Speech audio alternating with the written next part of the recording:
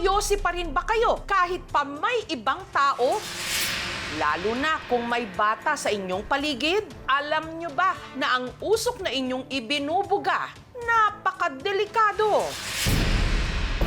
Katunayan, ang itinuturong rason ng isang ina kung bakit nahirapang huminga ang kanyang anak, second-hand smoke. Sa lahat ng mga naninigarilyo, please keep distance from children.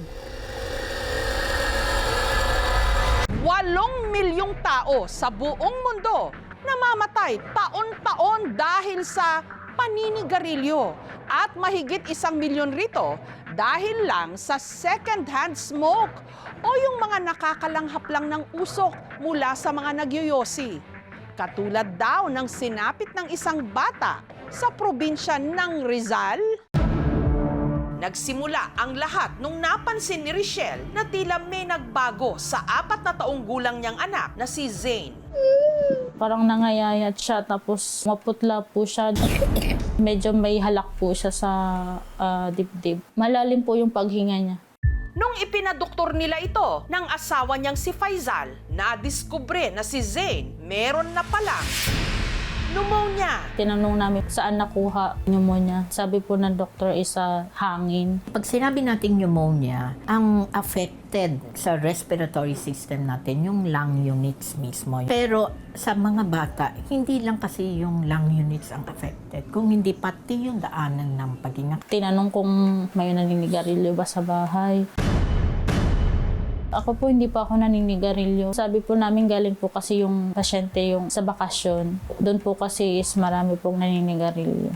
Naalala nila na kababakasyon lang nila sa General Santos City at sa Zamboanga City sa Mindanao nung umuwi mula Saudi ang Lola Veronica ni Zane, kung saan marami sila roong mga kamag-anak na naninigarilyo. Madalas po naninigarilyo doon yung lolo ni Zane, asawa ng kapatid ni Lola Veronica. Halos siguro mauubos yung isang nalalanghap pa rin namin yung binubugan. Hindi kami lumalayo. Kasi nahiya nga kami, nakikituloy lang kami. 2 buwang nanatili si Zane sa Gensan at sa Zamboanga City, kasama si Lola Veronica. At nung bumalik na ito sa kanilang bahay sa Rizal, nakitaan siya ng mga senyales na hirap na siyang huminga. Pag sundo ko po kay Zane, na-shock po ako kasi parang nangayayat siya. Dinala namin si Zane sa hospital po. Paglipas ng mga araw sa ospital, si Zane na cardiac arrest. Na-revive po siya. In-ICU ang bata.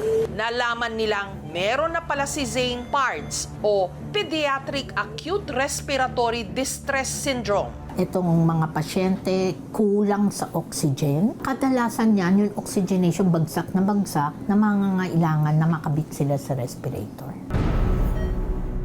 Hanggang nangyari na ang kanilang kinatatakutan. Nag-cardiac arrest po ulit si Zane. Ginausap ko yung asawa ko na sabi ko, tama na, wag na i-revive si Zane kasi parang lantang gulay na po kasi siya. Antayin na lang na mag-stop yung heartbeat niya. Tapos pag once na mag-stop yung heartbeat niya, hahayaan na lang.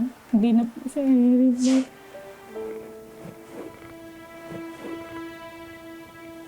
Wala si Zane nung birthday ko. Hindi ko alam kung paano ko ipoposisyon yung sarili ko. Hi, Mama! It's okay. Sobrang excited pa naman sana siya makauwi kasi may regalo siya na hinihingi sa amin ng papa niya. Yung kitchen set po.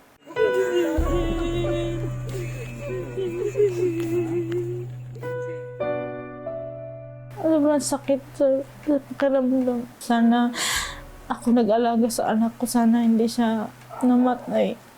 Ayon sa lola ni Zane na si Veronica, sinigurado naman daw niyang malayo ang kanyang apo sa mga naninigarilyo. Yung brother ko po, naninigarilyo yon. Kung magsigarilyo yan siya, malawak man din yung lupain nila, nasa malayo man siya.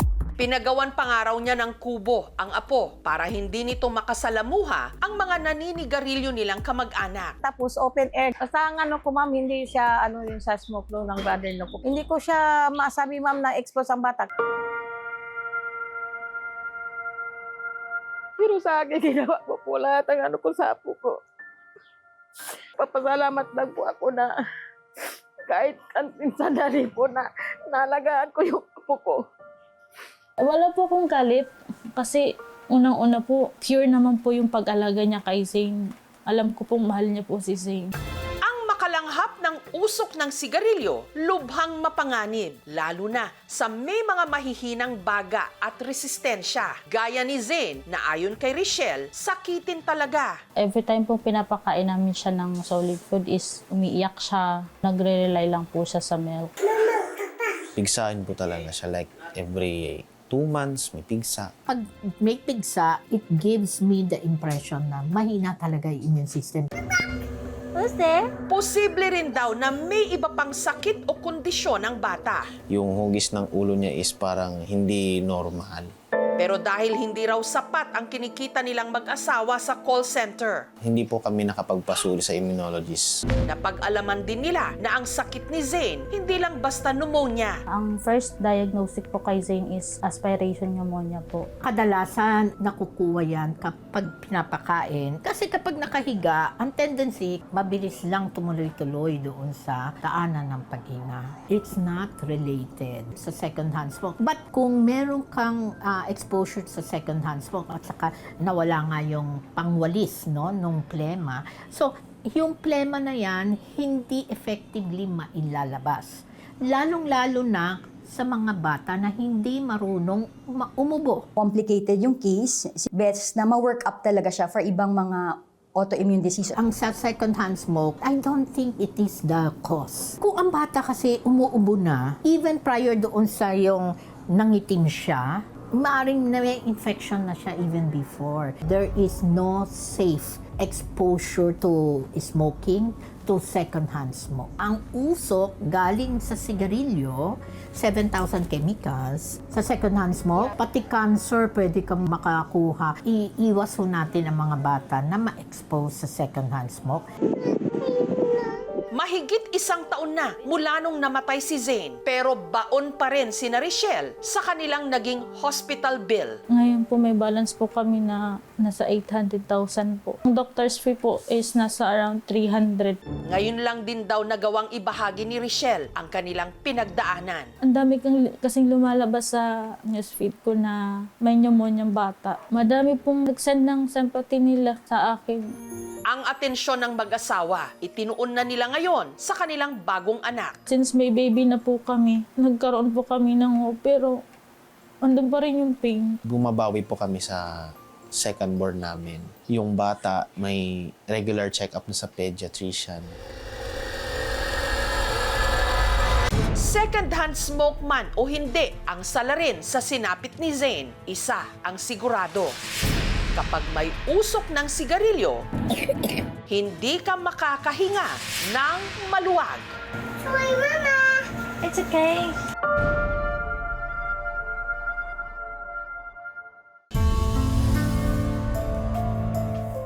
May isang ina sa Davao Occidental na mag-isang itinataguyod ang 3 niyang mga anak na ipinaglihi raw sa unggoy. Pero ano ba talaga ang tunay nilang kondisyon? Sa kaibuturan ng bundok na ito, sa liblib na bayan ng Santa Maria sa Davao Occidental, nagkukubli ang magkakapatid sa munting kubong ito. Mailap sila sa mga tao dahil ang kanilang mga itsura madalas daw inihahalin tulad ng iba sa mga unggoy. Dalunggan ug mag-atubag mo side view kamukha yun ug naalay balhibo. Nailap sila sa tao kasi hindi sila lumalabas ng bahay. Ang itinuturong dahilan kung bakit nagkaganito ang kanilang anyo, ang kanila raw ama, na nanghuli noon ng unggoy na ipinakain din sa kanila. Abungan niya magpamanat sa mga langgam. Kamang ito sa ubal. Oo, yan ka kami. Yanat ka doon siya. Tingala ko na, igsunod-sunod sila niyan.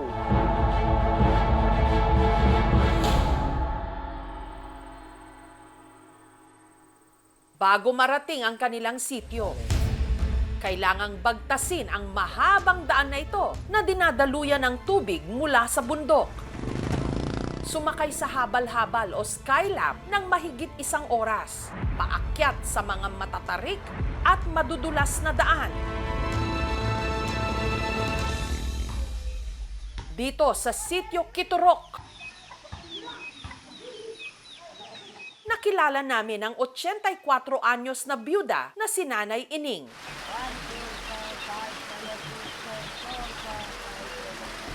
Kasama niyang nakatira sa munting kubo ang 3 sa 9 niyang mga anak. May ilang hindi nagsasalita at parang mga bata pa rin kung kumilos.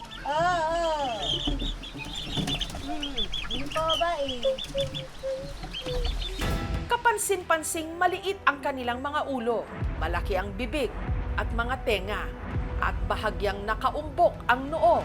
Tanging mga palayaw lang ang meron sila. Wala silang mga opisyal na dokumento. Hindi rehistrado, walang mga birth certificate, kaya hindi rin nila alam ang kanilang mga eksaktong edad. Ayan guys, naanat ta karon sa Tagbalay nga gipanag-iyahan ni Nanay Ining Masupat, usa ka widow or balo. Ang kagawad na si Rodrigo, naisipang videohan ang mag-anak. Point ko lang talaga doon is baka may taong may bukal lang puso tumulong sa kanila. Kami naman mismo dito sa aming lugar gusto namin tumulong sa kanila. Pero sa sitwasyon din namin, mahirap kami dito sa bukid. Ining, paalang nga asin basi walay pa ni hapon adun. Or kunala pamahaw, gamita pa mayo ini. Niya nawata pa na. Nagtutulungan kami dito na kahit kunti mabigyan si Nanay Ining pag walang-wala na silang makain. Arikaw dong, dawata dong. Karinok lang dawat. Arikaw no. Arikaw, karinok lang. Dahil sa katandaan, sa mga kapitbahay na lang umaasa si Nanay Ining para sa pang-araw-araw nilang pangangailangan. Magkabagay na unula. Mangihid na, kuwang kan, may tao. Hoy, kapi.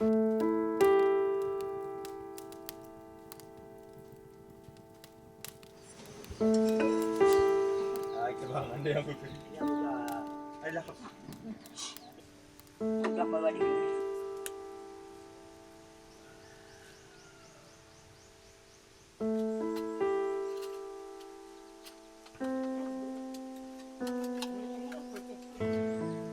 Panganay na si Baby na tinatayang 65 years old na ngayon ang inaasahan ni Nanay Ining sa mga gawaing bahay.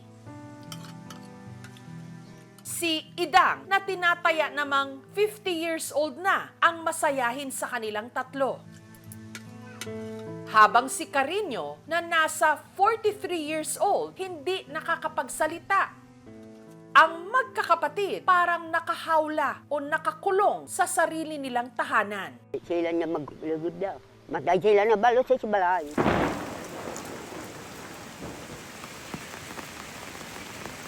Lumalabas lang daw ang mga ito kapag maghahanap ng makakain. Unsa to? Shampoo? At kapag maliligo.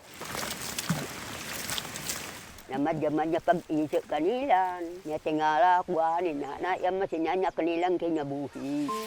Dati raw nakatira sa tuktok ng bundok na ito ang mag-anak. Pero minabuti nilang lumayo para makaiwas sa mga nanunukso. Di ka rin tao, kapaikulan sila. Hanggang taong 2022, inalok di umano silang lumipat sa lupa na donasyon ng lokal na pamahalaan. Nagagad man kami ni Kuwan. May baligya ka na meron paaw na daya sa ba. Ang baligya ang datay mo. Kaliso. Ang ibang anak ni Nanay Ining, bumukod na at may sarili ng mga pamilya.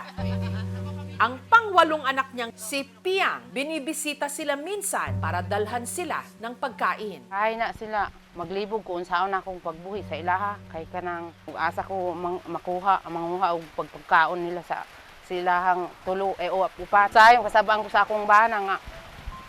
Mangutang ko sa tindahan, ana. Ihilak na ako tago. Sa akong pag-diskarte sa ilang makinabuhi, ma'am.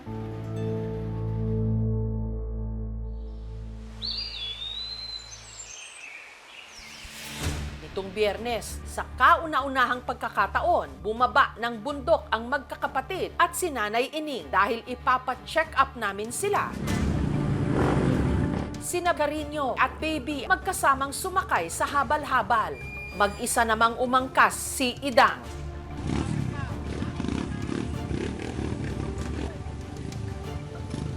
Makailang beses huminto ang mga driver ng habal-habal.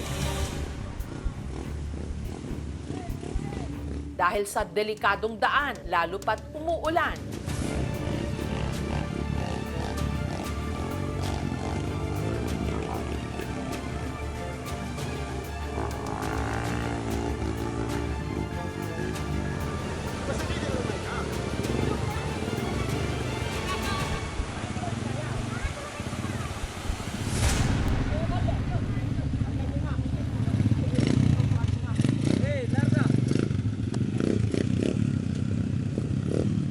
Pagdating sa kalapit na barangay ng Dato Daligasao, sinundo sila ng pick-up truck ng Municipal Disaster Risk Reduction Management Office ng Santa Maria. Sige. Pero si Carino, ayaw sumakay ng sasakyan.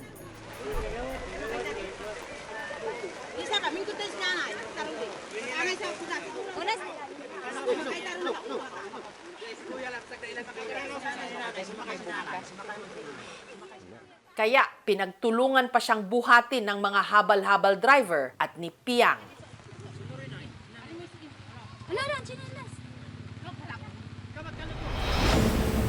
Makalipas ang halos isang oras, inilipat sila sa ambulansya at bumiyahe papunta sa Davao Occidental General Hospital.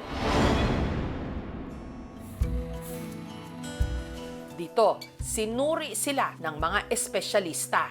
Tanaw sa taas. Nga. There are two salient features that I have seen with these patients. Number one is the small head. This is an autosomal recessive primary microcephaly. Number two is dunay problema sa ilang pangisip. Nahadlo ka?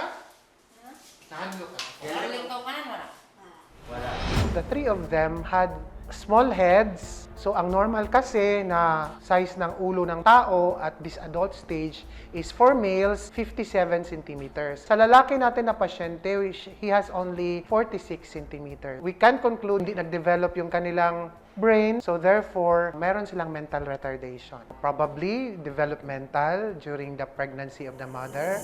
Wala raw kinalaman sa paglilihi o pagkain ng unggoy ang kondisyon ng magkakapatid. It is a genetic disorder. This is really an inherited type of abnormality rather than the haka-haka. Si Piang, meron ding ipinagtapat. Parenti man daw ako ang papa o mama, nagkuan daw sa nagminyo, breast cancer. Inherit nila sa ilang mga ginikanan. And we have known by history that both of the parents are relatives. Probably it's genetic. Ang lokal na pamahalaan ng Santa Maria nagpaabot sa mag-iina ng tulong pinansyal. Kaning financial assistance para makatabang sa adlaw-adlaw nga panginahanglan nun. At groceries. Alipay kang daghang salamat.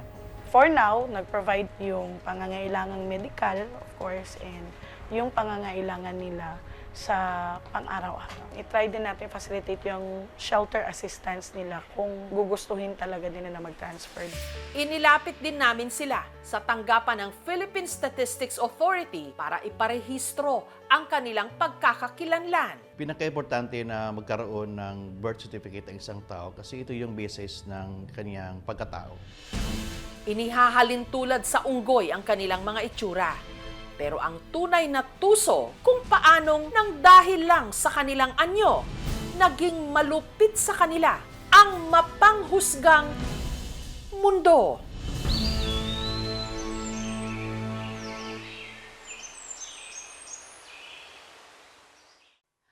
Thank you for watching, mga kapuso. Kung nagustuhan niyo po ang videong ito, subscribe na sa GMA Public Affairs YouTube channel. And don't forget to hit the bell button for our latest updates.